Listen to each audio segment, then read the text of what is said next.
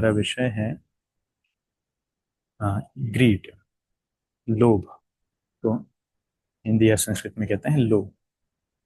तो लालच बुरी बला है, आप सब जानते हैं, उसको समझाने की आवश्यकता नहीं है। लेकिन फिर भी थोड़ा इसके विषय में चर्चा की जाए। So greed the endless hunger.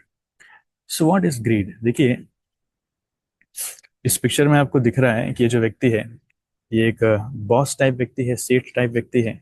और इसके पास एक हाथ में सिंहासन, कुर्सी इसने संभाल रखी है, वो छोड़ना नहीं चाहता अपनी कुर्सी, राइट। दूसरे हाथ में इसके पास एक बहुत बड़ा घर है, फैक्ट्री है, फैक्ट्री का मालिक बने रहना चाहता है, वो छोड़ना नहीं चाहता, पोजीशन छोड़ना नहीं चाहता। तीसरे हाथ के इसमें संपत्ति है, उसने गाय भी ले रखी है और खेती भी कर रहा है वो। और उसके पास गोला बारूद भी है, डॉक्टर का प्रोफेशन भी है, कंस्ट्रक्शन का बिजनेस भी है, वकीलों को भी उसने खरीद रखा है, जज को भी खरीद रखा है, और मीडिया को भी उसने खरीद रखा है, right. So will find this common scenario now days. जो लोग बड़े अमीर होते हैं, इन्फ्लुएंशियल होते हैं, वो प्रैक्टिकली हर चीज को कंट्रोल करना चाहते हैं। और बहुत संपत्ति उनके पास है, मल्टीपल बिजनेसेस उनके पास हैं, इतनी धन संपत्ति है कि वो कुछ छोड़ना नहीं चाह रहे हैं। श्रील प्रभुपाद अपने लेक्चर में समझाते हैं एक बार कि बूढ़े होने के बाद भी लोग जो है वो पोजीशन छोड़ना नहीं चाह रहे हैं। जब तक प्रकृति जो है लात मार करके उनको भगा ना दे, तब तक वो छोड़ना नहीं चाहते हैं। ये लोगों की स्थिति है। तो लालच लोगों के अंदर इतनी भरी हुई है कि आने दो और आने दो, keep on coming, keep on coming. इतनी भूख है कि कभी शांत नहीं होती। जैसे आग में जितना ही घी डालो, आग कभी शांत नहीं होगी, इनफैक्ट बढ़ती रहेगी, बढ़ती रहेगी, बढ़ती रहेगी। तो लोगों की लालच भी इतनी ज्यादा है कि लोग ज्यादा से ज्यादा प्राप्त करना चाहते हैं। जो जो हजार कमा रहा है वो लाखों में कमाना चाहता है, जो लाखों कमा रहा है वो करोड़ों में कमाना चाहता है, जो करोड़ों कमा रहा है वो हजारों करोड़ों में कमाना चाहता है, जो हजारों करोड़ों कमा रहा है वो चाहता है कि पूरा देश मेरे अंडर में आ जाए, जो पूरा देश का राजा बना बैठा है वो चाहता है कि पूरी दुनिया का राजा मैं बन जाऊं, राइट। तो लोगों की भूख कभी शांत नहीं होती, इट्स नॉट पॉसिबल। इसलिए हम देखते हैं, देखिए, जैसे मैं आपको छोटा सा एग्जांपल बताता हूँ। मनुष्य की ये प्रवृत्ति है लोभ की। लोभ सबके अंदर है किसी न किसी मात्रा में, लेकिन थोड़ा सा फैसिलिटेशन मिलने से जो लोभ है वो बढ़ने लग जाता है, लोभ आगे आने लग जाता है। कैसे होता है वो?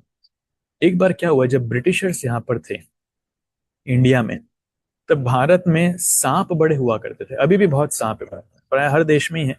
लेकिन उस समय क्योंकि शहर कम थे, गांव ज्यादा थे, तो बहुत सारे सांप जो हैं, विशेषकर कोबरा, वो कोबरा जो है वो लोगों को काटता था और लोगों की मृत्यु होती थी। तो ऐसे बहुत सारे ब्रिटिशर्स की भी मृत्यु वहां पर होने लगी, राइट, कोबरा सांप के काटने से। तो ब्रिटिशर्स बेचारे परेशान थे, ये 1875 की बात है। उन्होंने कहा क्या किया जाए, क्या किया जाए। तो उन्होंने एक स्कीम निकाली। उन्होंने एक अनाउंसमेंट किया कि जो भी मरे हुए कोबरा को लेकर के आएगा, हम उसको इनाम देंगे, पैसा देंगे, रुपया, राइट। जो भी मरे हुए कोबरा को लेकर के आएगा, सांप को, तो हम उसको पैसा देंगे। तो उन्होंने सोचा कि थोड़ा लालच देने से क्या करेंगे भारतीय लोग, ये कोबरा को मारने लगेंगे। तो जितनी जल्दी कोबरा मरेंगे हमारा काम हो जाएगा, थोड़े पैसे में हमारा काम हो जाएगा, राइट। कहाँ किसी को एम्प्लॉयमेंट देंगे। तो 1892 के आसपास उन्होंने लगभग, रिसर्च कहती है कि लगभग 85,000 मरे हुए सांप जो हैं भारतीय लेकर के आए। और उन्होंने 85,000 सांप के आसपास की उनको धनराशि दी इनाम के रूप में, ठीक है आप लोग लीजिए। तो उनकी एक्सपेक्टेशन थी चलो 85,000 सांप कम हो गए, तो अगले साल जो है सांपों की संख्या कम होनी चाहिए, मरे हुए सांप कम मिलने चाहिए। तो 1893 आया। तो 1893 85,000 से वो सोच रहे थे हो सकता है 50,000 60,000 तक ये फिगर आ जाएगा। लेकिन ये पहुंच गया 1,17,000। 1,17,000 सांप आने लगे। तो ये बेचारे घबरा गए, ये हो क्या रहा है कि सांपों की संख्या तो कम नहीं हो रही, मरे हुए सांप लेकर के आ रहे हैं, और उसके बजाय जो मृत्यु हो रही थी, लोग अभी सांप अभी भी डस रहे हैं, अभी भी मर रहे हैं, हम हमारे लोग ही मर रहे हैं, चल क्या रहा है। तो इनको समझ में नहीं आया हुआ क्या।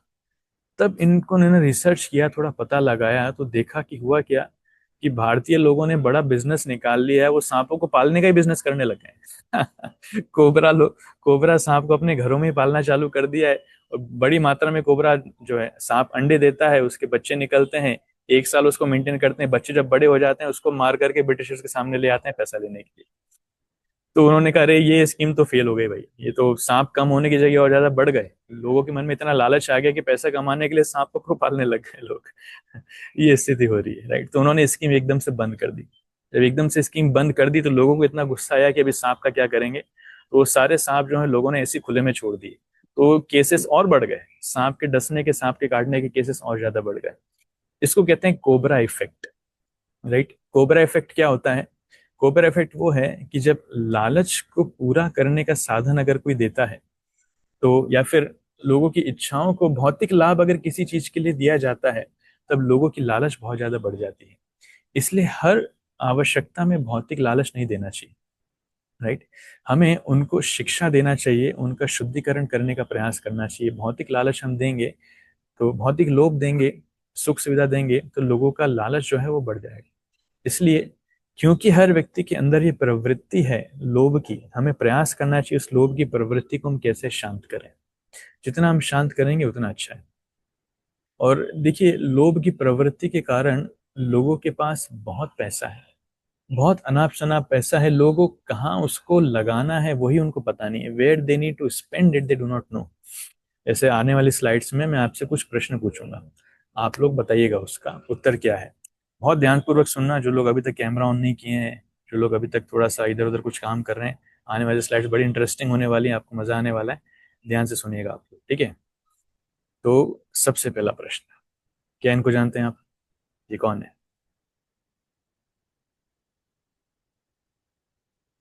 कोई जानता है इनको? जी गुरुजी। मतलब प्रभु जी कौन कौन सी देवियों के दर्शन करा रहे हो, हमने कहीं भारत के इतिहास में नहीं पढ़ी इस प्रकार की देवियां। इन स्कारलेट जॉनसन। हाँ, स्कारलेट जॉनसन, ये हॉलीवुड की एक्ट्रेस है, इनका नाम है स्कारलेट जॉनसन। ये इतनी फेमस हैं कि इन्होंने एक शो में एक टिश्यू पेपर यूज किया था, जो आपको स्क्रीन पर दिख रहा है। इनके हाथ में जो थैली है उसमें टिश्यू पेपर है। अब कहाँ यूज किया था, मुंह साफ किया कि नाक साफ किया पता नहीं, लेकिन टिश्यू पेपर यूज किया था उन्होंने, राइट। तो इस टिश्यू पेपर की नीलामी हुई थी, इसकी नीलामी की गई थी। कोई बता सकता है कितने में लोगों ने इसको लिया होगा, कितने का गया होगा? Any guesses? कोई बताना चाहेगा? टिश्यू पेपर कितने का है? आप अंदाजा लगाओ, पैसा नहीं ले रहे हैं हम आपसे, डोंट वरी। तुक्का लगाओ कितने का गया होगा। करोड़ों में हरे गया। कृष्ण। लाखों में गए, 10 लाख।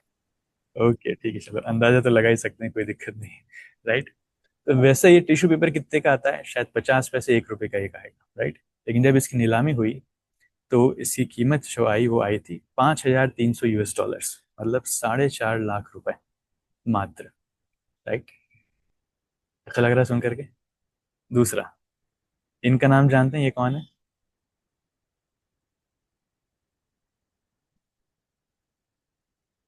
सुना है इनका? इनका नाम सुना होगा, मैं आपको बताऊंगा तो बोल देंगे। इनका नाम है लेडी गागा। सुना है? लेडी गागा नाम, हाँ, दर्शन भी कर लो। इन्होंने, ये बहुत बड़ी सिंगर हैं और डांसर हैं। इन्होंने एक शो में ये नकली नाखून यूज किया था, जो आपको स्क्रीन पर दिख रहा है, राइट। इनके हाथों में काले और गोल्डन कलर का नकली नाखून है।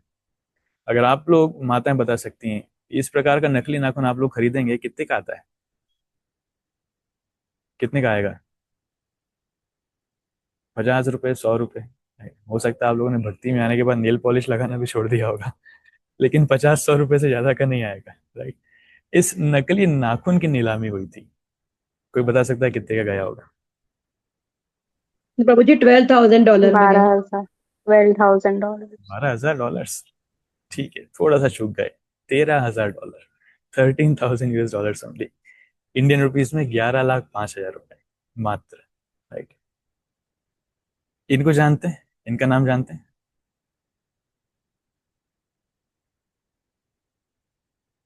इनका नाम है जॉन लेनन। बीटल्स ग्रुप आपने सुना होगा, जॉर्ज हैरिसन जिस ग्रुप में थे, उसके ही एक सदस्य हैं जॉन लेनन। तो इनका एक दांत जो है सड़ गया था, जो आपको इसमें दिख रहा है, राइट। इस सड़े हुए दांत की नीलामी हुई थी। This teeth was auctioned. ये कितने का गया होगा? Any guess?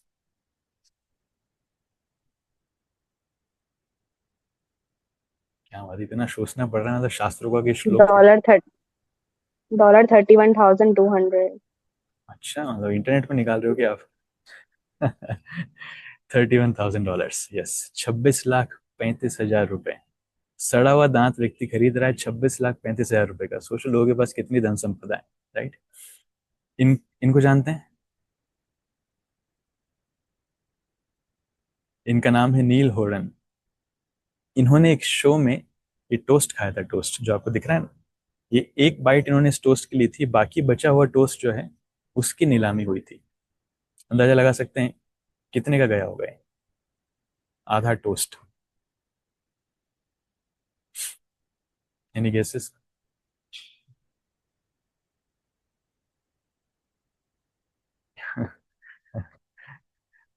अंदाजा लगाने में भी शर्म आ रही है। मैं बता देता हूँ, 100,000 US dollars only. 1 lakh US dollar, Indian rupees लगभग में 5 लाख। 85 लाख रुपए। 85 लाख रुपए का ये आधा टोस्ट, खाया हुआ टोस्ट गया। ये इसका उच्चिष्ट है, महाप्रसाद। तो लोग महाप्रसाद कितना महंगा खरीदते हैं, सोचो। इनको तो आप जानते ही होंगे, ऑफ कोर्स, ये तो quite famous, everyone knows him. इनका नाम क्या है इनका? माइकल जैक्सन प्रभु जी। Michael Michael Jackson. Jackson. Michael Jackson. इनकी एक बढ़िया हैबिट थी, ये पैंट के ऊपर अंडरवेयर पहनते थे। तो एक शो में इन्होंने अंडरवेयर पहना था, उस अंडरवेयर की नीलामी हुई थी। कोई अंदाजा लगा सकता है कितने का गया होगा?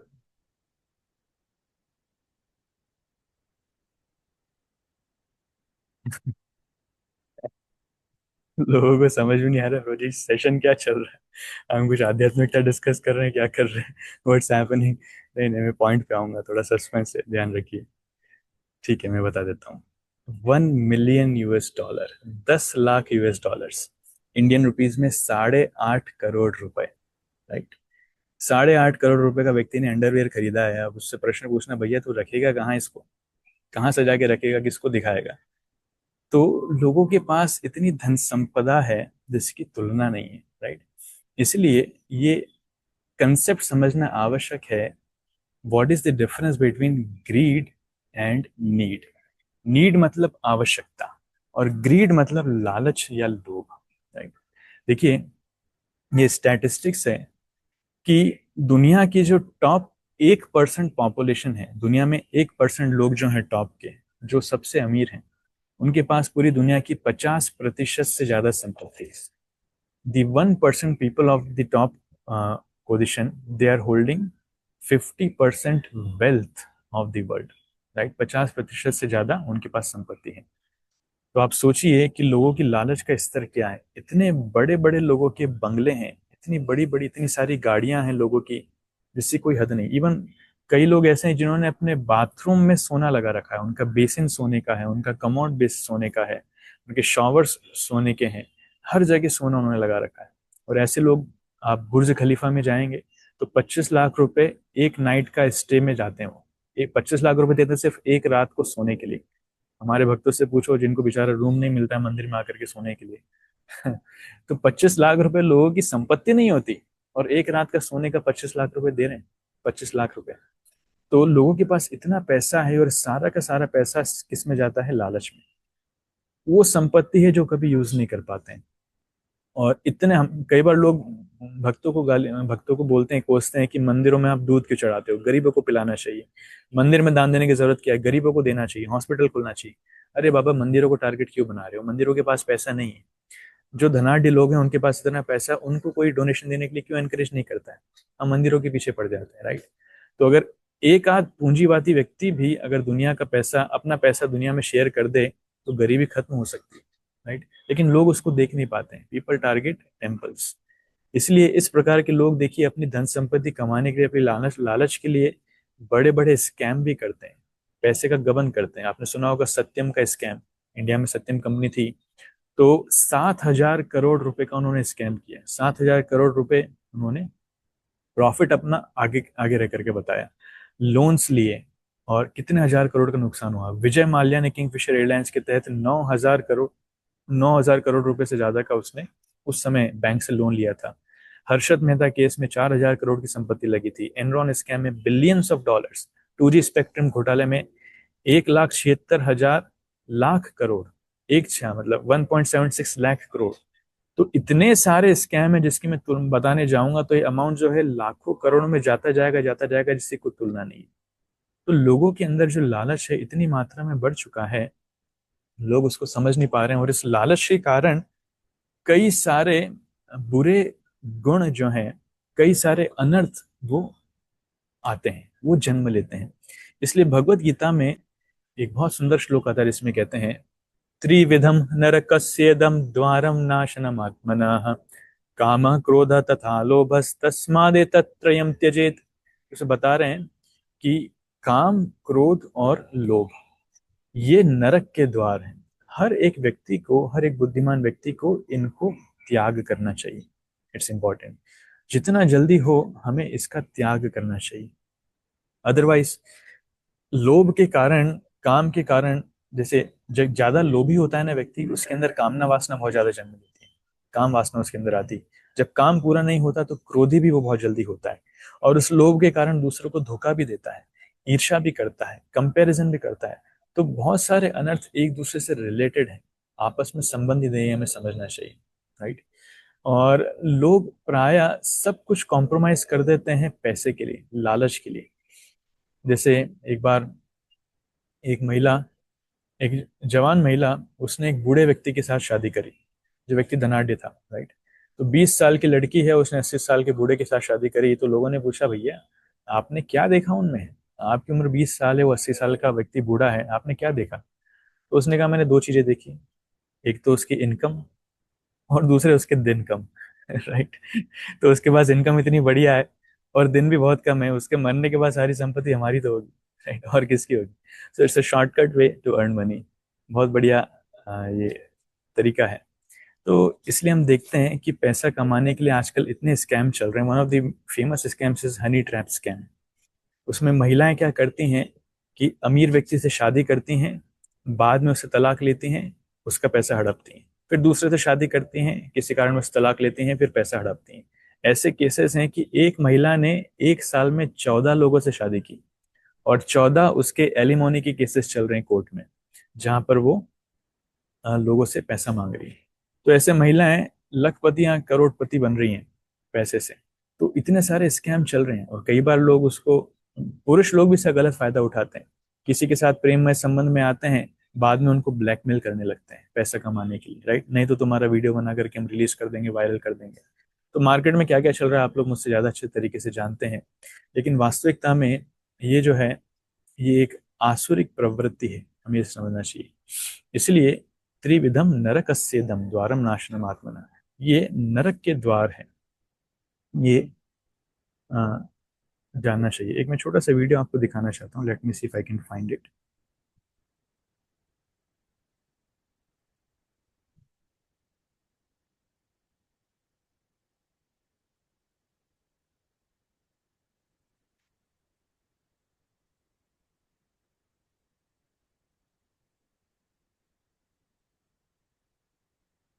इस वीडियो को मैं आपको दिखाऊंगा तो आप लोग बताइएगा इससे आपको क्या शिक्षाएं मिलती हैं, ठीक है।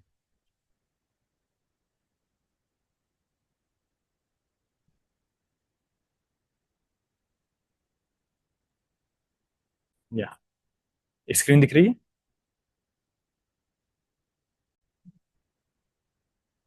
ओके, ध्यान से देखिएगा, है ना। तो दिख बाद रही में शिक्षा, बाद में शिक्षा लेंगे। आवाज भी आ रही है ना?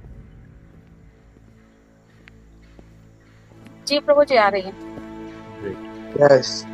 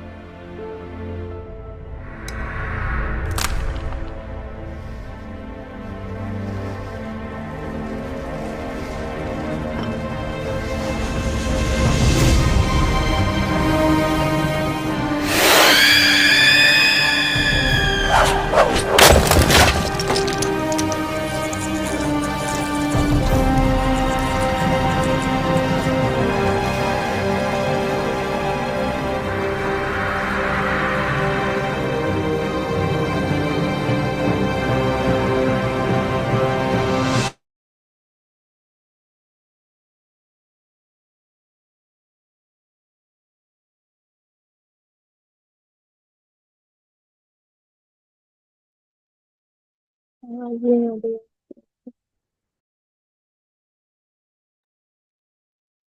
तू आवाज नहीं आ रही अब। हाँ, तो कौन बताना चाहेगा क्या सीखने को मिला?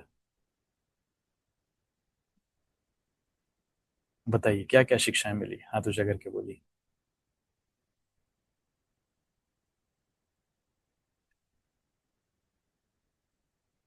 क्या बात है, कोई शिक्षा नहीं मिली? यस, खुशबू माता जी। हरे कृष्णा प्रभु जी। अरे, जो ये वीडियो था इससे हमें ये शिक्षा मिली कि वो नागमणि का लालच करने के लिए वो व्यक्ति जाता है और लालच के चक्कर में वो अपनी जो कुल्हाड़ी है उसको साइड कर देता है। उसको ऐसा लगता है कि उसको अब नागमणि मिल गई है और अब वो चल जाएगा, लेकिन यही सबसे बड़ा उसका भ्रम रहता है। और जैसे ही वो नागमणि दोनों हाथों से उठा लेता है वैसे ही वो जो नागमणि को प्रोटेक्ट करती रहती है वो उसको डस देती है और फिर वो वहीं पे खत्म हो जाता है। तो उससे हमें ये शिक्षा मिलती है कि हमें अपना लोभ और लालच नहीं करना चाहिए। और क्योंकि जब हम लालच करते हैं, लोभ करते हैं, तो हम उसमें भूल जाते हैं। मतलब हम जो हमारी समझ रहती है वो ग्रीड मतलब इतना ज्यादा ऑक्यूपाई कर लेता है हमारे मस्तिष्क में कि हम जो हमारा लाइफ है, जो हमारा मेन गोल है, हम उसको भूल जाते हैं और वो हमको डिस्ट्रॉय कर देता है कहीं ना कहीं। ब्यूटीफुल, बहुत अच्छा है, वेरी नाइस। तो लालच जो है एक व्यक्ति का, लकीशा माता जी भी लिख रही हैं, विवेक बुद्धि खत्म कर देता है। हमारा विवेक, हमारी बुद्धि काम करना बंद कर देता है। यही इसके साथ हुआ। इस व्यक्ति ने भी काफी मेहनत करके ये अपने लक्ष्य तक पहुंच गया, लेकिन लालच के कारण और थोड़ा काम वासना से प्रलोभित हो गया, तो अपनी जान गवा बैठा वो। बहुत सुंदर, थैंक यू माता जी। और कोई कुछ कहना चाहता है? Anyone else?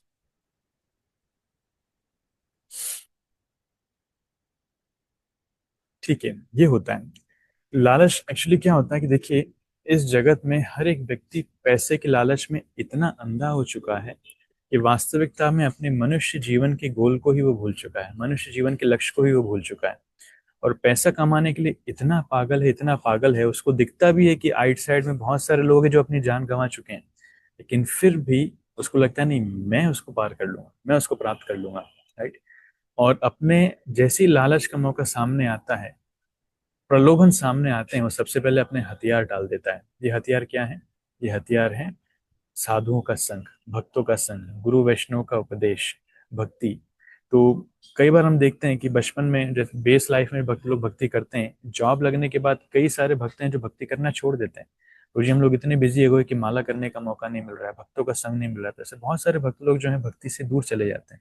क्यों? पैसा जब हाथ में आता है ना, तो पैसे के साथ साथ उसको भोग करने की प्रवृत्ति भी आती है। राइट। जितनी मात्रा में धन संपदा आती है, अपने आप भोग विलास की इच्छा भी आएगी, काम न वासना, उसी को काम वासना कहते हैं। राइट। तो यही इस व्यक्ति के साथ हुआ। तो लालच कैसे एक व्यक्ति को पूरी तरीके से नष्ट कर सकता है, यहाँ पर हमें देखने को मिलता है। इसलिए लालच को, लोभ को एक आसुरिक गुण कहा गया है। भगवद गीता के 16वें अध्याय में भगवान इसको आसुरिक गुण से संबोधन करते हैं। तो असुरों का लक्षण क्या है? देखिए, एक बार क्या होता है कि देवताओं और असुरों के बीच में ये वार्तालाप होता है कि दोनों में से श्रेष्ठ कौन है, दोनों में से महान कौन है। और दोनों के दोनों ही अपने आप को श्रेष्ठ मानते हैं। देवता बोलते हैं कि हम महान हैं, और असुर बोलते हैं नहीं, हम महान हैं। तो इतना डिबेट चल रहा है कि वो लोग जाते हैं ब्रह्मा जी के पास क्लैरिफाई करने के लिए, ब्रह्मा जी आप बताइए कौन महान है, देवता महान है कि असुर महान है? तो ब्रह्मा जी क्या करते हैं, ब्रह्मा जी बोलते हैं ठीक है, आप मैं उसका जवाब दूंगा, एक काम कीजिए, पहले आप लोग प्रसाद ले लीजिए। ब्रह्मा जी बढ़िया फीस्ट का आयोजन करते हैं, प्रसाद का आयोजन करते हैं, आप लोग पहले प्रसाद ले लीजिए, उसके बाद अपन डिस्कस करते हैं। राइट। लेकिन एक कंडीशन होती है। कंडीशन क्या? कि आपका जो हाथ है, उस हाथ की जो एल्बो है, कोनी, उस पर एक लकड़ी बांध दी जाएगी। आप अपना हाथ मोड़ नहीं सकते, आपको हाथ सीधा रखना पड़ेगा, सीधे हाथ से आपको खाना पड़ेगा। राइट। अभी सीधे हाथ से आप उठा तो सकते हैं, लेकिन खाएंगे कैसे, मुंह में कैसे डालेंगे? It's not possible. तो सबके हाथ बांध दिए जाते हैं, देवताओं के और असुरों के। और अब वो मोड़ नहीं पा रहे बेचारे, तो कैसे करेंगे? तो सोच सोच के परेशान, तो असुर लोग क्या करते हैं, खाना उछाल उछाल करके खाना चाहते हैं। Right? वो खाना उछाल रहे हैं, सब्जी पूड़ी उछाल रहे हैं, तो किसी की आंख पर गिर रहा है, किसी के नाक पर गिर रहा है, किसी के मुंह पर गिर रहा है। पूरा कचरा उन्होंने कर दिया फीस्ट का। लेकिन देवता लोग क्या करते हैं, देवता लोग बड़ी चतुराई से काम लेते हैं। वो क्या करते हैं, वो खाना जो है उठा करके खुद नहीं खाते हैं, वो सामने वाले के मुख में खिलाते हैं। देवता एक दूसरे को फेस करते हुए बैठते हैं, आमने सामने बैठ जाते हैं, और दूसरे की थाली से लेकर के दूसरे को खिलाते हैं, और दूसरा वाला जो है वो इसको खिला रहा है। तो ऐसे एक दूसरे को खिलाते खिलाते उन्होंने बढ़िया तरीके से प्रसाद ले लिया, और सब लोग बहुत खुश हो गए। देवता लोगों ने भरपेट खाया और असुर लोग जो है भूखे रह गए।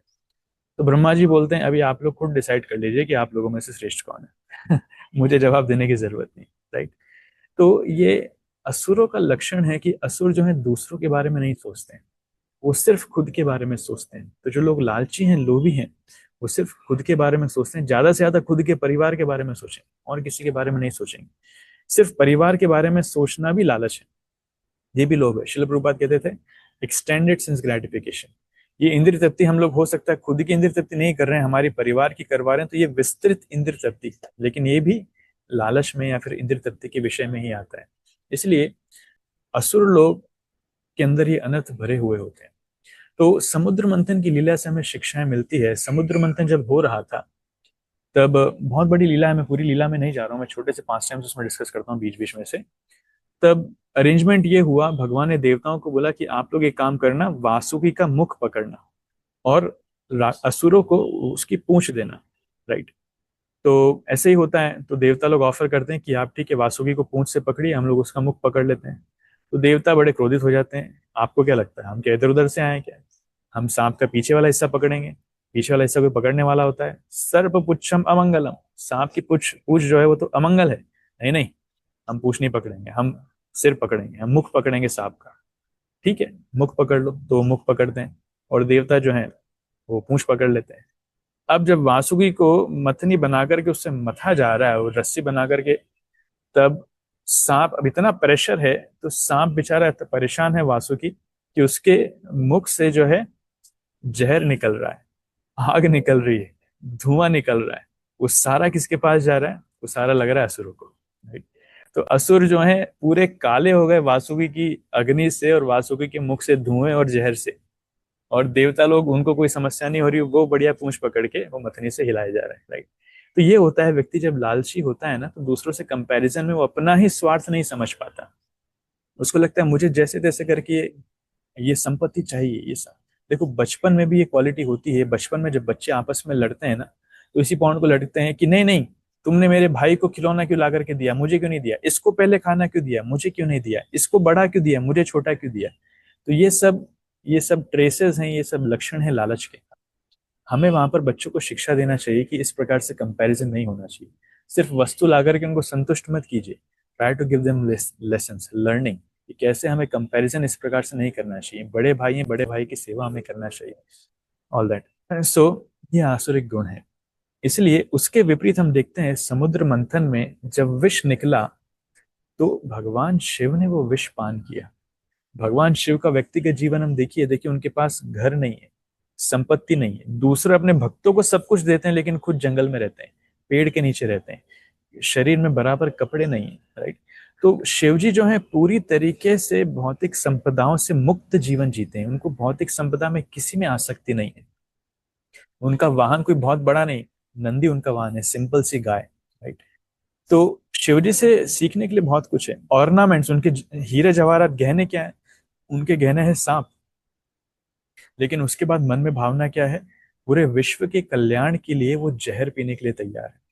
माँ पार्वती से पूछते हैं कि पार्वती क्या करूं, जहर पीऊं कि नहीं। पार्वती उनको बोलती है कि आप महान हैं, आप ही ऐसा कार्य कर सकते हैं। तो जब जहर पीते हैं तब वो जहर जो है गले में ही रख लेते हैं, वो नीलकंठ नाम से फेमस हो जाते हैं। तो शिव जी के महान गुण पर हमें विचार करना चाहिए कि खुद कितना सरल जीवन वो जी रहे हैं, एकदम लालच से पूरी तरीके से मुक्त, लेकिन दूसरों के भले के लिए, दूसरों की सेवा के लिए वो जहर पीने के लिए भी तैयार है। कितना महान गुण है। उसके विपरीत असुर, वो थोड़ा सा भी कष्ट लेना नहीं चाहते हैं। तो हमें दोनों प्रवृत्ति के लोग मिलेंगे। आप कुछ लोगों को थोड़ा सा कंफर्ट जोन से बाहर निकालिए, उनको थोड़ा कष्ट दीजिए, वो एडजस्ट करने के लिए तैयार नहीं होते हैं। और कुछ लोग हैं वो हर चीज में एडजस्ट करने के लिए तैयार है। अरे ठीक है, सोने के लिए बराबर बिस्तर नहीं मिला कोई बात नहीं, नीचे हम सो जाएंगे, चादर बिछा करके सो जाएंगे। तकिया नहीं मिला कोई बात नहीं, हाथ हाथ पर सिर रख करके सो जाएंगे। खाना नहीं मिला कोई बात नहीं, एक टाइम का हम फास्टिंग कर लेंगे। पानी नहीं मिला कोई बात नहीं, थोड़ी देर बाद पी लेंगे। सो कुछ लोग हैं वो एडजस्ट करने के लिए हमेशा तैयार हैं। ये देवताओं का गुण है, ये दिव्य गुण है। और कुछ लोग हैं जो बिल्कुल भी एडजस्ट नहीं करना चाहते, नहीं नहीं, हमारे साथ आपने ऐसा बर्ताव कैसे किया, इसको आपने एक रूम दे दिया और हमें अभी तक रूम नहीं दिया है। कई बार ऐसा होता है, घर के जो फंक्शंस होते हैं, सो लोग बहुत कुछ लड़ाई झगड़ा करने लगते हैं, they don't want to compromise their comforts. ये एक आसुरिक गुण है, ये हमें समझना चाहिए, राइट। इसलिए जब धन्वंतरी कलश लेकर के बाहर निकलते हैं, तो जैसे ही धन्वंतरी के हाथ में कलश आता है, ये सारे असुर दौड़ लगा करके जाते हैं और धन्वंतरी के हाथ से कलश खींच करके छीन लेते हैं और दौड़ने लग जाते हैं। तो धन्वंतरी से कलश छीन लिया है और असुर दौड़ रहे हैं, और अब असुरों में ही आपस में कंपटीशन चल रहा है कि कौन पहले अमृत पिएगा, राइट। और असुर साथ में मिलकर के मंथन किए, लेकिन अभी जिस असुर के पास में वो है, वो एक दूसरे के साथ भी शेयर नहीं करना चाह रहे। वो बोल रहे हैं पहले मैं पीऊंगा, पहले मैं पीऊंगा। तो बहुत सुंदर भागवतम में श्लोक आता है जिसमें कहते हैं, मितः कलेरभुतेषां तदर्थे तर्ष चेतसाम, अहम पूर्वम नत्वम इति प्रभो। तो कह रहे हैं, देखो हे राजा, असुरों के बीच में एक एक झगड़ा वहां पर छिड़ गया। सब लोग बोल रहे हैं अहम पूर्वम नत्वम नत्वम, मैं पहले पीऊंगा, मैं पहले पीऊंगा, तुम नहीं पियोगे, तुम नहीं पियोगे, not you, me first not you. तो ये असुरों का लक्षण है। असुर सोचते हैं मुझे सुख सुविधा पहले मिलनी चाहिए, मेरा कंफर्ट पहले होना चाहिए, मेरा नाम पहले आना चाहिए, मेरा ग्लोरिफिकेशन पहले होना चाहिए, मेरे लिए हरि हरि बोल पहले होना चाहिए, एंड ऑल दैट। लेकिन भक्तों का लक्षण क्या है? भक्त लोग पीछे रहना चाहते हैं, वो पर्दे के पीछे रह करके करना चाहते हैं। Let others take glorification. सम्मान की बात है दूसरों को, कंफर्ट की बात है दूसरों को मिलने दो, मैं थोड़ा कष्ट में रहने के लिए तैयार हूँ, मैं एडजस्ट करने के लिए तैयार हूँ। ये दिव्य गुण है, ये हमें समझना चाहिए, राइट। तो नत्वम नत्वम इति प्रभु, इसलिए बाद में हम देखते हैं किस प्रकार मोहिनी मूर्ति इनकारनेशन वहां पर आते हैं और वो जो है अमृत बांटते हैं। तो वो अपनी तरफ से अ, अच्छा डिस्ट्रीब्यूशन करते हैं, जिसको जितना मिलना चाहिए, राइट। अभी कुछ प्रश्न हम अपने आप से पूछें कि हमारे अंदर लालच है कि नहीं। कभी कभी हम माया के प्रभाव में आकर के सोचते हैं प्रभु जी हम तो बढ़िया हैं, तो हमारे अंदर कोई लालच नहीं है। तो आने वाली स्क्रीन में, आने वाली स्लाइड्स में आपके लिए कुछ सेल्फ रिफ्लेक्शन क्वेश्चंस हैं। हमेशा की तरह आप लोग विचार कीजिएगा हमारा स्तर क्या है। रेडी? सबसे पहला, do I feel that what I have is not enough. क्या मैं ये महसूस करता हूं कि मेरे पास जो है वो पर्याप्त नहीं है, और भी पाने की इच्छा है। कभी कभी भगवान से कंप्लेन रहती है कि भगवान कैसे कैसे को दिया है, ऐसे वैसे को दिया है, लेकिन आपने मुझको कुछ नहीं दिया है, मेरे जीवन में कष्ट ही कष्ट दिया है, राइट। इस प्रकार की भावनाएं आती हैं क्या? तो अगर ये भावना मन में है कि नहीं, I don't have enough in my life, मेरे जीवन में बहुत कुछ कमी है, बहुत कुछ प्राप्त करना है, बहुत कुछ इच्छाएं हैं, इट्स नॉट गुड। ये अच्छा नहीं है। वास्तविकता में देखा जाए, देखिए आप लोग जो जीवन जी रहे हैं ना, इस जीवन को पाने के लिए करोड़ों लोग भगवान से प्रार्थना करते हैं कि भगवान कम से कम 2 वक्त का खाना खा पाए हम, एक घर दे दीजिए, एक छत दे दीजिए जिसके नीचे हम सुरक्षित रह पाए। तो भगवान ने हमें जितना दिया है, ये लाइफ करोड़ों लोगों के पास नहीं है। लोग भगवान से प्रार्थना करते हैं, इसलिए ये मत समझिए कि हमारे पास पर्याप्त नहीं है, हमारे पास बहुत पर्याप्त है। हम कंपेयर करते हैं उन लोगों से जिनके पास बहुत ज्यादा मात्रा में भगवान ने कुछ दे रखा है, लेकिन वास्तविकता में हमारा कंपैरिजन होना चाहिए उन लोगों से जिनके पास कुछ भी नहीं। तब हम सुखी रहेंगे। दुनिया में कितना गम है और मेरा गम कितना कम है। दूसरों का गम देखेंगे तो समझ में आएगा कि हमारा गम कितना कम है, लेकिन दूसरों का रम देखेंगे तो हमारा गम हमें बहुत ज्यादा लगेगा, right. So that was first question. Next question, do I frequently compare myself with others and feel envious of what they possess, right? क्या मैं कई बार अपने आप की तुलना दूसरों से करता हूँ और ईर्ष्यालु फील करता हूँ कि नहीं, दूसरों के पास जो है उससे मुझे ईर्ष्या होती है। ये दुर्योधन की मेंटालिटी थी। दुर्योधन इस प्रकार से कार्य करता था, वो हमेशा अपने आप को पांडवों से कंपेयर करता था। जब पांडवों के पास ऐश्वर्य था, समृद्धि थी, तब उसको इतनी ईर्ष्या होती थी, इतना क्रोध आता था कि कैसे मेरे पास ये सब होना चाहिए, पांडवों के पास नहीं होना चाहिए। इसलिए हमेशा वो प्लानिंग करता था पांडवों को मारने की। भीम को उसने जहर दे करके मारना चाहा, लक्षाग्रह में सबको आग लगा करके मारना चाहा, राइट। तो दुर्योधन की मेंटालिटी वाले लोग हमेशा दूसरों से कंपेयर करते हैं और दूसरों से ईर्ष्या करते हैं। इसलिए कभी भी ईर्ष्या नहीं करना चाहिए। अगर मन में ईर्ष्या की भावना आ रही है कंपैरिजन के कारण, उनके पास इतना कुछ क्यों है, मेरे पास क्यों नहीं है, ये लालच का साइन है, ये ठीक नहीं है। तीसरा, do I tend to accumulate things, money, clothes, gadgets far beyond my actual needs. क्या मैं वस्तुओं को इकट्ठा करता हूँ, सामग्रियों को इकट्ठा, मेरी आवश्यकता नहीं है उसके बाद भी कितना धन मेरे पास है, कितने कपड़े मेरे पास है, कितने गैजेट्स मेरे पास है, कितने घर मेरे पास हैं, कितनी गाड़ियां मेरे पास है, कितने चप्पल जूते मेरे पास हैं। लोगों के पास बहुत होते हैं कई बार। हाँ, सैकड़ों सैकड़ों सेट उनके पास चप्पल जूते के होते हैं, कपड़ों के होते हैं, बहुत कुछ होता है। हम संभाल नहीं सकते हैं, उससे ज्यादा हम इकट्ठा करना चाहते हैं। हम इस्तेमाल नहीं कर सकते हैं, उससे ज्यादा हम इकट्ठा करना चाहते हैं। इसका नाम है लालच। इसको कहते हैं लालच, राइट। एक छोटा सा वीडियो मैं आपको दिखाता हूँ और उस वीडियो से आपको समझ में आएगा कि लालच क्या है। तो एक बढ़िया ये बंदर का वीडियो है, आप देखेंगे आपको बड़ा अच्छा लगेगा। ये ये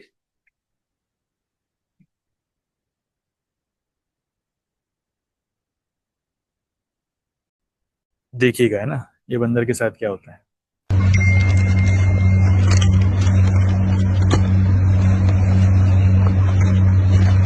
मत बोलना रोज ये एकादशी पे खाने पीने की वीडियो को दिखाता है।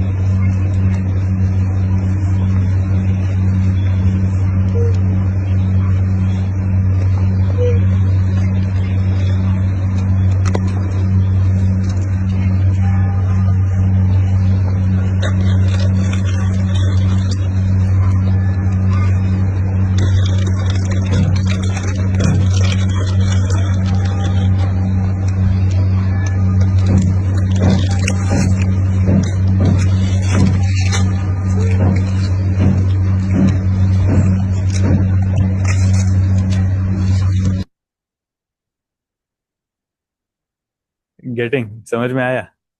उसके दोनों पैरों में उसने भर लिया, दोनों हाथों में भर लिया, मुंह में भी भर लिया, लेकिन जब भी वो दे रहा है वो सामने वाला लिए जा रहा है, लिए जा रहा है। उसको ये समझ में नहीं आ रहा कि अरे पर्याप्त हो गया, मैं इतना खा नहीं पाऊंगा। इसको कहते हैं लालच। सो लोग जो है इतना एक्यूमुलेट करते हैं, इतना एक्यूमुलेट करते हैं जिसकी हद नहीं। उनको समझ में नहीं आता कि अरे इतना मैं यूज नहीं कर पाऊंगा, इतनी मुझे आवश्यकता नहीं है, it's not needed for me. लेकिन फिर भी इकट्ठा करने की जो प्रवृत्ति है ये जाती नहीं। इसी का नाम है लालच। ये प्रश्न हमें अपने आप से पूछना चाहिए कि हमारे पास क्या है, कितना हमने इकट्ठा करके रखा है, तो हम समझ में आएगा कि हमारा लालच का स्तर कितना है, right. Would I harm others और compromise values to gain more for myself, right.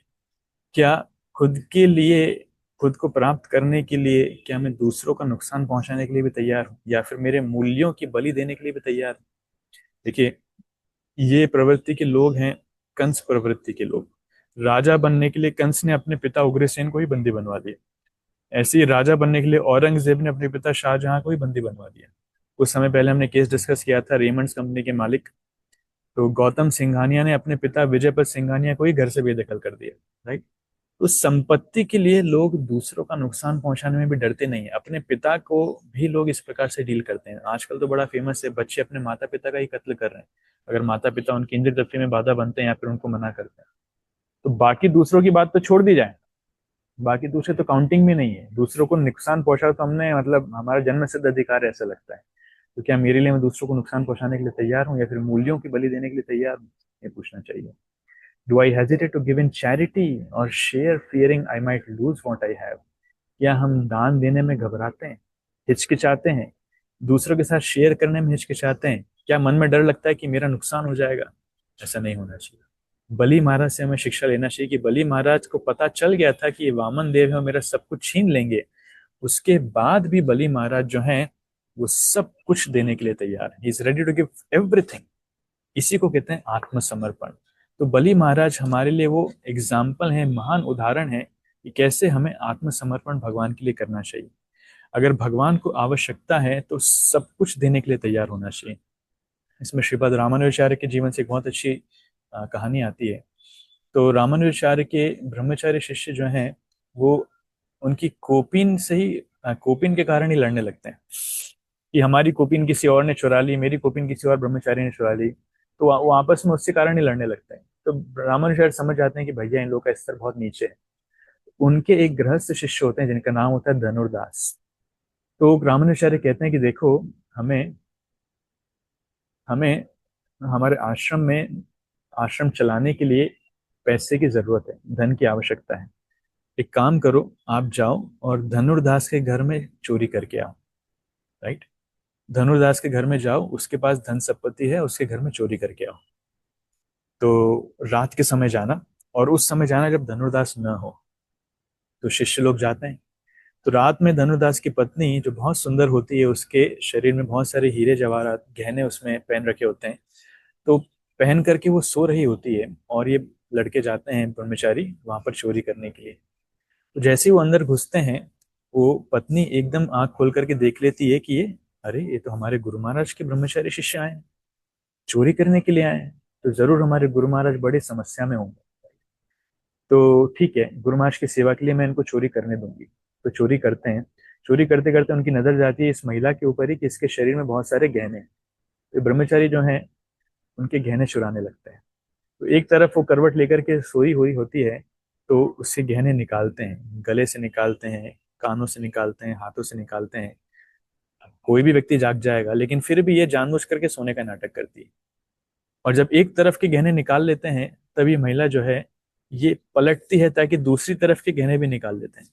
लेकिन जैसे ये पलटती है, ब्रह्मचारी डर जाते हैं शायद जाग गई, और वहां से भाग जाते हैं, दौड़ लगा लेते हैं, और बचे कुछ गहने लेकर के आते हैं रामानुजाचार्य के पास। राइट, रामानुजाचार्य उनसे खुश तो होते हैं, लेकिन सॉरी, रामेश्वर के पास नहीं आते हैं, ये भाग जाते हैं, घर के बाहर खड़े हो जाते हैं।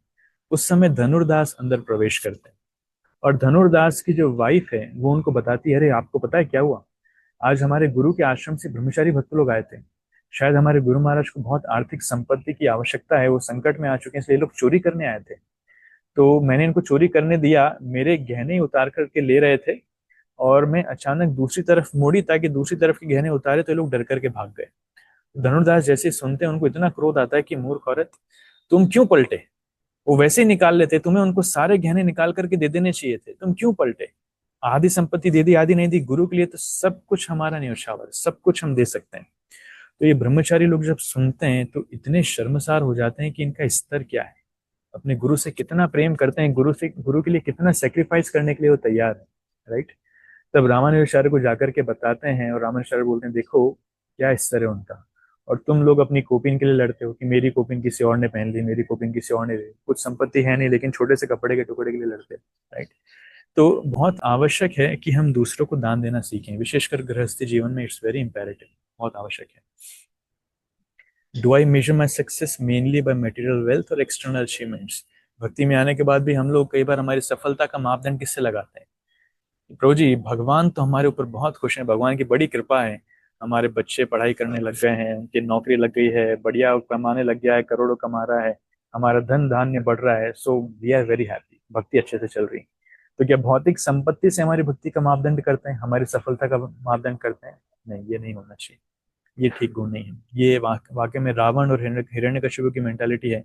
उनको लगता है सक्सेस मतलब भौतिक सफलता, जितनी ज्यादा संपत्ति इकट्ठी हो भौतिक सफलता, लेकिन भक्ति जीवन में सफलता ये नहीं होती। हमने चर्चा करी है वास्तविक सफलता क्या है।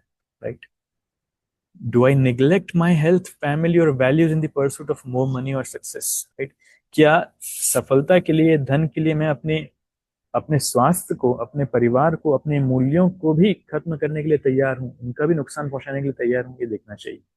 देखिए, धृतराष्ट्र ये व्यक्ति थे, धृतराष्ट्र पांडव उनके ही संबंधी थे, उनके ही भाई के बच्चे थे, लगभग उनके ही बेटों के समान हुए, लेकिन फिर भी वो दुर्योधन को राजा बनाने के लिए अपने बेटों से इतने आसक्त थे कि पांडवों को वो राज्य से बाहर करना चाह रहे थे। कितना कुछ उन्होंने किया, सारा पक्षपात धृतराष्ट्र के कारण हुआ है। भगवद गीता के पहले श्लोक में वो कहते हैं, मामका पांडवश्चैव, ये मेरे और पांडु के पुत्रों ने क्या किया। अरे चाचा इस प्रकार से डिस्टिंग्विश नहीं करते हैं, भेदभाव नहीं करते हैं। तो चाचा को शिक्षा देना चाहिए कि सभी संतान समान है, भले मेरे भाई का लड़का, लेकिन फिर भी ये मेरे ही संतान के समान है। राइट, तो ये धृतराष्ट्र की मेंटालिटी वाले लोग जो हैं, इस प्रकार से परिवार में भेदभाव करते हैं, अपने मूल्यों का, सिद्धांतों का वो उल्लंघन करते हैं। और लेकिन युधिष्ठिर आप देखिए, जब कौरव जंगल में आते हैं तो यक्ष उनको पकड़ लेते हैं, यक्ष उनको मारने वाले होते हैं। तो जब खबर जाती है पांडवों के पास कि चलो जंगल में इनको यक्षों ने पकड़ लिया, यक्ष मारने वाले हैं, तो भीम और अर्जुन बड़े प्रसन्न हो जाते हैं, चलो बढ़िया, हमारा काम अपने आप ही हो जाएगा, हमको मारने की जरूरत ही नहीं, युद्ध लड़ने की जरूरत नहीं है, यक्ष लोग ही कौरवों को मार देंगे। तब युधिष्ठिर महाराज बोलते हैं, नहीं, ये सही नहीं है। हमारे आपस में संबंध जैसे भी चल रहे हों, लेकिन दुनिया के सामने हम 5 भाई या 100 भाई नहीं, हम 105 भाई हैं। आप जाओ, दोनों यक्षों को पराजित करके अपने भाइयों को छुड़वाओ, सारे कौरवों को छुड़वा के लाओ। तो भीम अर्जुन जाते हैं, युद्ध लड़ते हैं, फिर उनको छुड़वाते हैं। तो देखिए युधिष्ठिर महाराज का चरित्र कितना महान है। भले ही कौरव उनको नुकसान पहुंचाने का प्रयास करें, इतना कष्ट दिया, जंगल में भेज दिया, जुआ खेल करके उनको हराया, गलती से हराया, धोखे से हराया, लेकिन फिर भी युधिष्ठिर महाराज सिद्धांत के पक्के हैं, राइट। युधिष्ठिर महाराज जैसे व्यक्तित्व होना बहुत आवश्यक है। Have I ever prayed for more than what I can spiritually handle? And if so, why? क्या भगवान से हम भौतिक समृद्धि के लिए प्रार्थना करते हैं, बहुत कुछ मांगते हैं? अगर ऐसा है तो क्यों? अपने आप से प्रश्न पूछना चाहिए, क्यों हम भगवान से भौतिक समृद्धि मांग रहे हैं, क्यों भगवान से भौतिक लाभ मांग रहे हैं, क्यों भगवान से ये सारी भौतिक वस्तुएं मांग रहे हैं? कहीं ना कहीं आसक्ति हमारी कहाँ पर है? भगवान में है, भक्तों में है, भक्ति में है, कि भौतिक संपत्ति, भौतिक लाभ में है, भौतिक प्रगति में है? ये प्रश्न पूछना चाहिए। Do I seek Krishna's shelter for peace, or do I turn to material comforts first in distress? जब दुख का समय आता है, जब कठिन समय आता है, तो हम भगवान की शरण लेते हैं, कि हम भक्तों की शरण लेते हैं, कि हम हमारे भौतिक कंफर्ट्स की शरण लेते हैं, राइट? भौतिक सुख सुविधाओं की शरण, हमारे बैंक बैलेंस की शरण लेते हैं, हमारे इंश्योरेंस पॉलिसी की शरण लेते हैं। इससे बताता है कि वास्तव में हमारा गोप्ता हमने किसको बना करके रखा है। गोप्तृ वर्ण, वास्तव में कृष्ण ही हमारे गोप्ता है। तो जो भक्ति के उन्नत स्तर पर है वो ये सीख पाएगा, जो नहीं है वो नहीं समझ पाएगा। If I get everything I ever wanted today, will I be truly satisfied or will I still want more? ये बड़ा कठिन प्रश्न है। आप सोचिए कि हम जो प्राप्त करना चाहते हैं, अगर सब कुछ भगवान हमें आज ही दे दें, भगवान आज ही सब कुछ दे दें, ठीक है, आपकी जो इच्छा है मैं सब कुछ दूंगा। सब कुछ पाने के बाद भी क्या हम संतुष्ट हो जाएंगे, या फिर मन में कुछ नहीं, मन में कुछ भावना रहेगी, नहीं नहीं अभी भी कुछ बाकी है, कुछ तो मिलना बाकी था, कुछ हमारा प्राप्त रहना बाकी था, उसके बाद भी हम संतुष्ट नहीं होंगे। जितना इस विषय में सोचेंगे, हमें जवाब बोलने की जरूरत नहीं है, हमें खुद ही समझ में आएगा आप कितना डीप क्वेश्चन है। गहराइयों में जाकर के झांकना पड़ रहा है कि हमारा चल क्या रहा है। हमने तो सोचा था लालच बहुत छोटी चीज है, सेशन सुनकर के अटेंड करने की इच्छा नहीं हुई थी, लेकिन जितना डीप डिस्कशन हो सकता है, तो जितना हम सोचेंगे हमें समझ में आएगा कि वास्तविकता में हमारा स्तर क्या है, और कहीं ना कहीं अगर लालच के ट्रेसेस हैं तो कैसे उसको निकालें, उनका समाधान क्या है, राइट। समाधान के विषय में बात करें तो आगे आने वाले स्लाइड्स में कुछ समाधान मैं आपको बताऊंगा। सबसे पहला समाधान है, प्रिंसिपल है सिंपल लिविंग आई थिंकिंग। हमारा जीवन सरल होना चाहिए, और सादा जीवन उच्च विचार, ये सिद्धांत है, राइट। भक्त समुदाय में जीवन को बहुत ज्यादा कॉम्प्लिकेटेड करने की आवश्यकता नहीं है, जीवन को बहुत ज्यादा सुख सुविधाओं से भरने की आवश्यकता नहीं है। जितना सरल जीवन होगा उतना अच्छा होगा। सरल जीवन के कारण ही हम जो है लोभ की प्रवृत्ति से बच सकते हैं। नहीं तो कई बार भक्त लोग भी इतना धन ऐश्वर्य इकट्ठा करते हैं, भगवान देते हैं, भगवान की कृपा से मिलता है, लेकिन वो धन ऐश्वर्य हमारे सुख सुविधाओं को बढ़ाने के लिए नहीं, वो धन ऐश्वर्य भगवान की सेवा के लिए, भक्तों की सेवा के लिए, प्रचार कार्य के लिए लगाना जरूरी है। व्यक्तिगत रूप से हमारा जीवन सरल होना चाहिए। आप देखिए, मैं ऐसे कई सारे भक्तों को जानता हूँ, मैं आपको प्रैक्टिकल उदाहरण दूंगा। वो करोड़पति, अरबपति, करोड़ों रुपए की डोनेशन देते हैं, लेकिन जब फेस्टिवल में प्रसाद लेने की बात आती है तो कूपन खरीद करके 60, 70, 80 रुपए का कूपन खरीद करके लाइन में लग करके प्रसाद लेते हैं। उनके पास पैसे की कोई कमी नहीं है, लेकिन पैरों में चप्पल पहनते हैं तो लखानी की चप्पल पहनते हैं, वही 100, 150 रुपए वाली, 2 पट्टे वाली सफेद चप्पल, राइट। एकदम सिंपल जीवन जीते हैं, बहुत सादा जीवन, धन संपत्ति की कोई कमी नहीं। तो ये सादा जीवन जो व्यक्ति जीता है, अपने आप लोभ से, लालच से मुक्त रह पाएगा। देखिए, आप गुरुद्वारों में जाएंगे, आप राधा स्वामी के सत्संग में जाएंगे ना, तो बड़े बड़े धनाढ्य परिवार के लोग आते हैं और बहुत विनम्र सेवा वहां पर करते हैं वो लोग। माताएं हैं, मैंने एक डॉक्यूमेंट्री देखी थी उनकी पहले, उसमें माता क्या करती है, करोड़पति अरबपति फैमिली की माताएं हैं, उनको सेवा देते हैं कि आप जो है जमीन पर गोबर लेपिए। अपने जीवन में कभी गोबर में हाथ नहीं लगाया, पहली बार जब गोबर में हाथ लगाते हैं तो इतना खराब लगता है, मैं क्या कर रही हूँ। लेकिन सारी माताएं वहां पर इकट्ठा होकर के भगवान के भजन गा रही हैं, गोबर में गोबर लेप रही हैं, तो थोड़ी देर में उनको इतना अच्छा लगने लगता है, ऐसी माता इंटरव्यू दे रही है कि हम प्रभु जी इतना अच्छा लगता है कि हम ये सेवा को छोड़ करके और कुछ करना ही नहीं चाहते हैं, बस माताओं के साथ रह करके हम गोबर का लेप करें, भगवान के भजन गाएं, उसमें इतना आनंद है, हमें कभी पता नहीं था। वैसे बड़े बड़े लोग हैं, वो गोबर का लेप लगा रहे हैं, लोगों की चप्पल जूते संभाल रहे हैं, चप्पल जूते पॉलिश करके दे रहे हैं। आपने वीडियोस भी देखे होंगे, सिख परिवार के लोग हैं, धनाढ्य परिवार, अरबपति लोग आकर के अपनी मर्सिडीज BMW से उतर रहे हैं, चप्पल जूते संभालने की सेवा कर रहे हैं। भगवान कृष्ण ने स्वयं ये सेवा करी राजसूय यज्ञ में, राइट। चपाती बेल रहे हैं, मिट्टी उठा करके डाल रहे हैं, और झाड़ू पोंछा लगा रहे हैं, ट्रैफिक संभाल रहे हैं, हजारों की संख्याओं में लोग सेवा देते हैं। ये श्री श्रीमद् भक्तिचार्य स्वामी गुरु महाराज कहते थे कि हम जिन सिद्धांतों का प्रचार करते हैं, सिख लोग उनके ऊपर आचरण करते हैं, उनको फॉलो करते हैं, right. So we must see, दूसरे जगह लोग इतना कुछ करते हैं, सेवा विनम्र होकर के, बिना दिखावे की सेवा, वो इतना सरल जीवन जीते हैं। वी मस्ट अप्रिशिएट देम, उनकी सराहना करनी चाहिए। तो हमें वहां से प्रेरणा लेना चाहिए कि जितना सरल जीवन हम जिएंगे, हमारा विचार ऑटोमेटिकली उच्च होगा। तो लोभ लालच की प्रवृत्ति से हम बचेंगे, right. Next point is avoid comparison. तुलना मत करो, दूसरों के साथ अपना कंपैरिजन मत करो, तुलना मत करो, कि ये तुलना बड़ी खतरनाक हो सकती है। इस तुलना के कारण ही लोग जो हैं बड़े परेशान हैं। अरे मेरे पास इतना है, इनके पास इतना इतना ज्यादा क्यों है, मेरे पास इतना क्यों नहीं, इनके पास ये वाली गाड़ी क्यों है, BMW क्यों है, हमारे पास तो मारुति वो है, ओमनी है, अल्टो है। तो एक कंपैरिजन के कारण लोगों ने कितना कुछ खोया है। हमें अपने आप को हमेशा याद दिलाना चाहिए कि दूसरे लोग जो जीवन जी रहे हैं, मेरा मेरा रास्ता वो नहीं है, मेरा रास्ता कुछ और है। मुझे कृष्ण के नजदीक जाना है, मुझे भक्ति करना है, मुझे भौतिक जगत में अटकना नहीं है। इस भौतिक समृद्धि में, भौतिक जगत के धन दौलत में, लालच में अटक कर मैं अपना जीवन बर्बाद नहीं करना। मेरा अंतिम लक्ष्य है भगवान के चरण कमलों तक मुझे जाना है।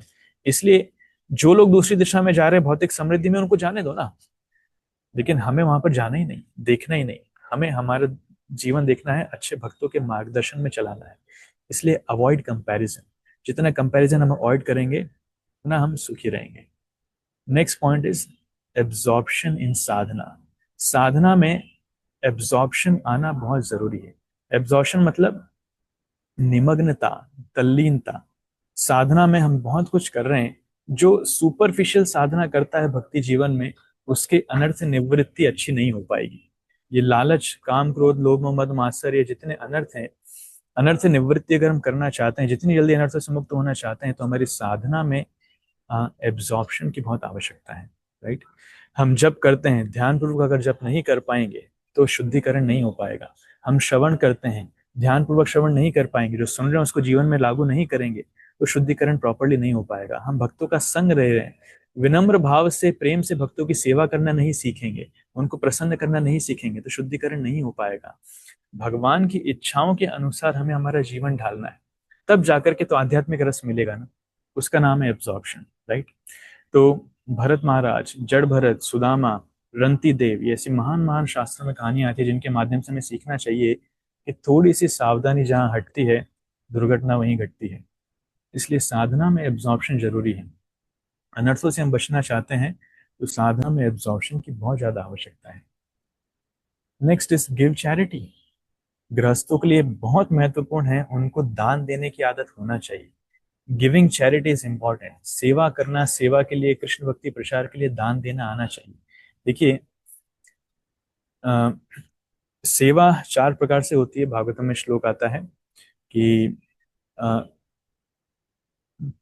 धन से, शरीर से, हमारी बुद्धि से और हमारे वचनों से, शब्दों से, इन 4 माध्यमों से सेवा होती है। इनमें से सबसे कठिन है अपने धन को भगवान की सेवा में देना। फ्रैंकली स्पीकिंग, बहुत सारे लोग हैं जो वाणी से प्रचार करते हैं, भगवान, दूसरे लोगों को कुछ बोलते हैं, राइट। बहुत सारे लोग हैं अपनी बुद्धि से भी भगवान की सेवा करना चाहते हैं, अलग अलग प्लान्स लेकर के आएंगे। बहुत सारे लोग हैं जो भगवान की सेवा में खुद फिजिकली इन्वॉल्व होते हैं और बहुत समय देते हैं, शरीर को यूज करते हैं, लेकिन धन निकालना बड़ा कठिन है। भक्त लोग भी दान देने में कई बार बहुत पीछे हट जाते हैं। शिल प्रभुपाद के समय एक व्यक्ति आया था, जब श्री श्रीमद् भक्तिचार्य स्वामी गुरु महाराज प्रभुपाद जी की सेवा कर रहे थे, तो एक बहुत बड़े इंडस्ट्रियलिस्ट ने अपना घर परिवार छोड़ करके ज्वाइन कर लिया था, मंदिर आ गया था। तो रहते रहते उसको कुछ दिन हो गए थे, प्रभुपाद जी के कान में खबर गई, गुरुराज ने बताया कि श्रील प्रभुपाद, बहुत अच्छी बात है कि इस धनाढ्य परिवार का व्यक्ति आया है, मंदिर में ज्वाइन किया है। तो भक्त लोग काफी खुश हैं। प्रभुपाद पूछते हैं, अच्छा वो आया है तो कुछ पैसा लाया क्या, कुछ डोनेशन उसने दिया? नहीं प्रभुपाद, डोनेशन तो उसने नहीं दिया है, लेकिन वो रह रहा है, काफी अच्छे से भक्ति कर रहा है। प्रभुपाद बोलते हैं, देन इट्स फॉल्स, ज्यादा दिन टिकेगा नहीं, वो झूठ है, उससे होगा नहीं। और वही होता है, 1 महीना मैक्सिमम रह पाता है वो, 1 महीने बाद उसके परिवार वाले आते हैं और उसको लेकर के चले जाते हैं, वो चला जाता है। तो व्यक्ति आ रहा है, समय दे रहा है, अपने शरीर से सेवाएं भी कर रहा है, बुद्धि भी लगा रहा है, वचन भी दे रहा है, लेकिन धन नहीं दे रहा है, क्योंकि धन से आसक्ति लोगों की बहुत ज्यादा होती है। इसलिए अगर लालच से हम बचना चाहते हैं तो ये हैबिट होना चाहिए कि हम चैरिटी करें, दान दें। भगवान की सेवा के लिए, भक्तों की सेवा के लिए जितना दान हम दें, उतना उतना ही हम अपने धन को शुद्ध कर पाएंगे, हमारे अस्तित्व को शुद्ध कर पाएंगे, और लालच से हम बच पाएंगे। राइट? भले ही स्टार्टिंग में हैबिट नहीं है, थोड़े से स्टार्ट कीजिए, छोटे पोर्शन से स्टार्ट कीजिए दान देना, लेकिन दान देने की आदत डालिए। भक्तों को मंदिर में आकर के दान दीजिए, भगवान की सेवा के लिए दीजिए, प्रसार के लिए दीजिए, जहां जहां दान देना चाहते हैं, give, develop this habit of charity. सेवा दान देने के माध्यम से लालच दूर होता है। राइट? और लोभ बुरा नहीं है, लोभ होना चाहिए भगवान के लिए। तो बहुत सुंदर वर्णन आता है, आचार्य लिखते हैं शास्त्रों में, जिसमें ये वर्णन है कि लोभ को कैसे हम लगाएं।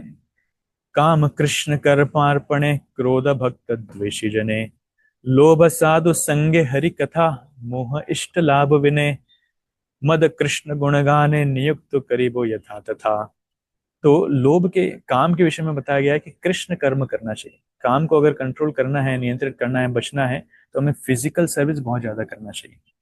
क्रोध को अगर कंट्रोल करना है तो भक्त द्वेषी जन जो हैं, जो भक्तों से, भगवान से ईर्ष्या करते हैं, आंदोलन से ईर्ष्या करते हैं, उनके अगेंस्ट में क्रोध को लगाना चाहिए। और लोभ के लिए बताया गया है कि साधु संग और हरि कथा के लिए लोभ होना चाहिए। इसलिए भौतिक संपत्ति के लिए लोभ अच्छा नहीं है, लेकिन आध्यात्मिक प्रगति के लिए, साधु संग करने के लिए लोभ होना चाहिए। जितने ज्यादा भक्तों का हम संग कर पाए, भक्तों से हम श्रवण कर पाए, उनकी सेवा कर पाए, जितनी हरि कथा हम सुन पाए, ये हरि कथा के लिए, साधु संग के लिए लोभ होना बहुत आवश्यक है। भक्ति में प्रगति करने के लिए एक महान गुण है। राइट?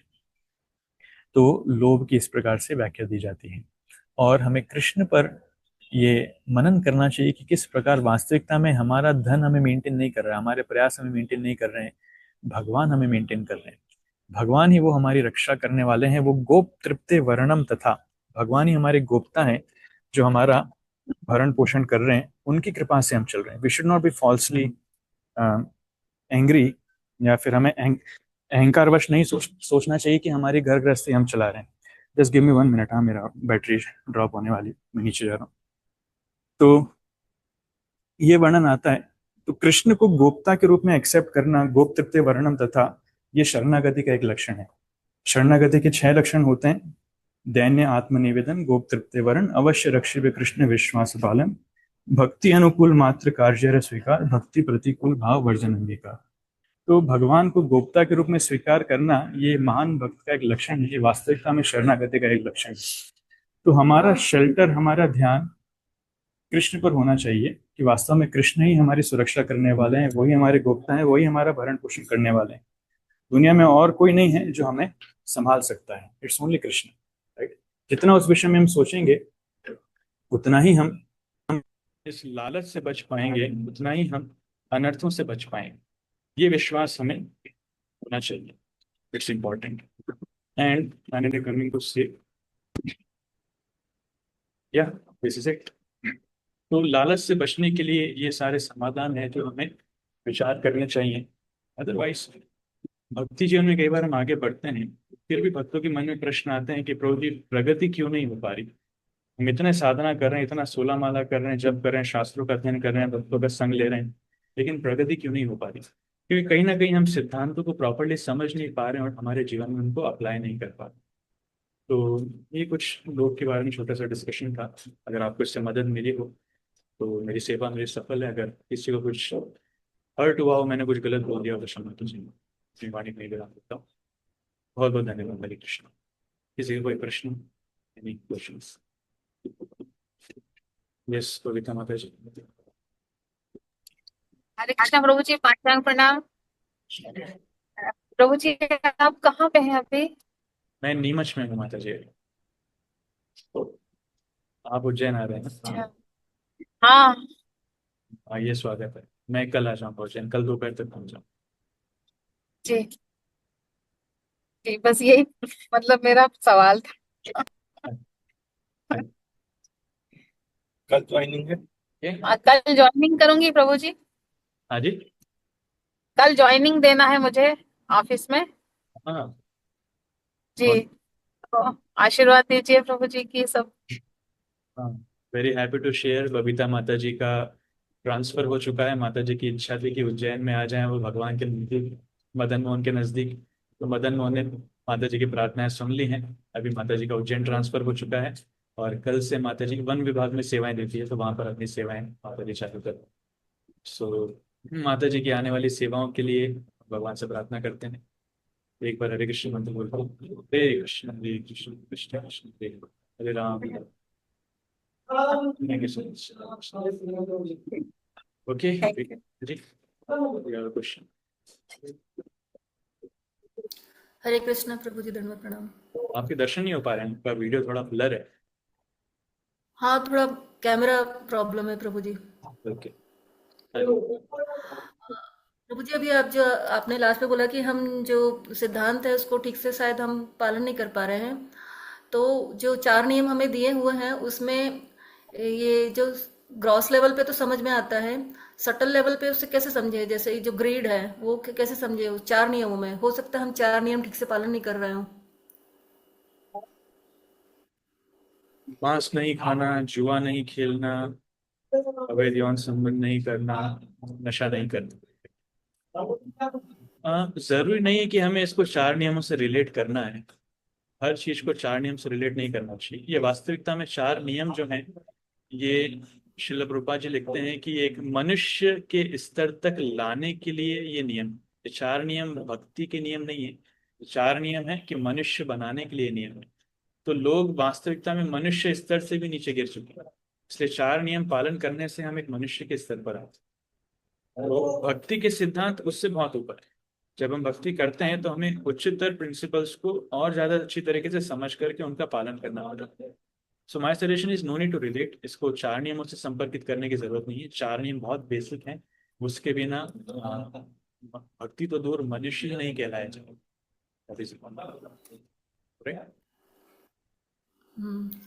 प्रभु जी, स्पिरिचुअल ग्रिड कैसे बढ़ाना है? Spiritual grid. स्पिरिचुअल ग्रीड जैसे इसमें वर्णन आता है ना, लोभ साधु संगे हरि कथा। साधु संग और हरि कथा के लिए लोभ होना चाहिए। तो श्रील प्रभुपाद जी इसका अच्छा उदाहरण देते हैं। प्रभुपाद जी कहते हैं कि देखिए, शराबी शराबी व्यक्ति शराबी कैसे बनता है। पहली बार जब कोई शराब पीता है ना तो उसको अच्छा नहीं लगता है। अब ये मत समझना मैंने पी है शराब, मैंने नहीं पी है। पहली बार कोई व्यक्ति शराब पीता है तो उसको बड़ी कड़वी लगती है, उसको थूकने की इच्छा होती है, अंदर जलन होती है। लेकिन शराब पीते पीते धीरे धीरे धीरे उसको शराब की लत लग जाती है, वो शराबी हो जाता है। राइट। उसी प्रकार से जब हरि कथा सुनते हैं, साधु संग लेते हैं, तो पहली बार में हो सकता है उतना अच्छा ना लगे। किसी किसी का सौभाग्य भी हो सकता है उसको अच्छा लगता है। तो जितनी ज्यादा मात्रा में हम हरि कथा श्रवण करेंगे, साधु संग लेंगे, तो धीरे धीरे हमें उसकी लत लग जाएगी, तो अपने आप लोग जागृत हो जाएगा। बाबाजी इंग्लिश में कहते हैं, just by drinking more and more person becomes drunkard. उसी प्रकार से just by hearing more and more and person becomes attached to hearing, he becomes greedy for hearing. And similarly for devotee association also. Does it help? Ji प्रभु ji. Thank you much. Hare Krishna, दंडवत प्रणाम। श्वेता माता जी, sorry. जी प्रभु जी, हरे कृष्णा, दंडवत प्रणाम। जी प्रभु जी, एक्चुअली मेरा प्रश्न ये है प्रभु जी, एक्चुअली प्रभु जी आजकल मतलब डिवोटी हैं, उन्हें जॉब पे जाना पड़ता है, काफी डिवोटी को हाँ मतलब जी। बिना मन के भी जाना पड़ता है बिकॉज हाँ। Some financial problem. प्रभु जी उस समय क्या करना चाहिए? एक्चुअली मन लगता नहीं जॉब में, क्योंकि काम वही है, सेवा करना, मंदिर जाना। प्रभु जी उस टाइम पे जाके जॉब करना पड़ता है, टीचिंग करना पड़ता है, बेमन से लोगों का सुनना भी पड़ता है, बुराइयां भी सुननी पड़ती है कानों पे। प्रभु जी उस टाइम मतलब मैं अपने लिए, खुद के लिए पूछ रही हूँ, प्रभु जी क्या करना चाहिए? जॉब छोड़ दो, आगे सिंपल। नहीं प्रभु जी, लेकिन फॉर सम टाइम थोड़ा नीड है, फॉर सम टाइम प्रभु जी, वो सम टाइम के लिए क्या करना चाहिए? बहुत अच्छा प्रश्न है। सो अगर प्रैक्टिकल नीड है तो जॉब पे तो जाना ही पड़ेगा, लेकिन ये बहुत अच्छी बात है कि आपका जॉब में मन नहीं लगता है, वहां पर लोगों के साथ। हम्म। अगर वहां मन लग जाता तो और दूसरी समस्या हो जाती, ठीक? इसलिए ये काफी। आपने बंदर और मगरमच्छ की कहानी सुनी होगी कि मगरमच्छ जो है बंदर को अपनी पीठ पर बिठा करके लेकर के जाता है, लेकिन बंदर अपना कलेजा जो है वो पेड़ पर ही छोड़ करके आता है। उसी प्रकार से कभी आवश्यकता के रूप में हमें जॉब करना पड़े, चलेगा। शरीर से हम दूसरों की सेवा करेंगे, लेकिन हमारा हृदय कृष्ण को देना चाहिए। हमेशा हृदय में कृष्ण के लिए प्रेम होना चाहिए और निरंतर कृष्ण के विषय में हमें चिंतन करते रहना चाहिए। इतना ही अगर कर रहे हैं तो पर्याप्त है। भले ही शरीर दूसरों की सेवा में लगा हुआ है पैसा कमाने का, इट्स फाइन। हृदय भगवान के पास होना चाहिए।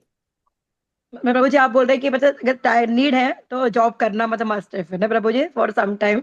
और आवश्यकता है तो करना पड़ता है, क्योंकि आजकल पैसा कमाना बड़ा कठिन है, महंगाई इतनी बढ़ चुकी है, आवश्यकताएं इतनी ज्यादा है, कंपटीशन इतना ज्यादा है कि कई बार माताओं को भी जॉब करना पड़ता है। इट्स ओके, प्रभु बहुत। जी पुणे में तो बहुत ज्यादा है प्रभु जी, पुणे में तो और कुछ ज्यादा ही है पुणे में तो। हाँ, इस फोरम में भी बहुत सारी माताएं हैं जो जॉब करती हैं। बबीता माता जी खुद जॉब कर रही हैं। यस यस यस प्रभु जी। Many names here. Thank yes प्रभु जी, थैंक यू सो मच प्रभु जी आप। यू। Any other question? और किसी और प्रश्न है?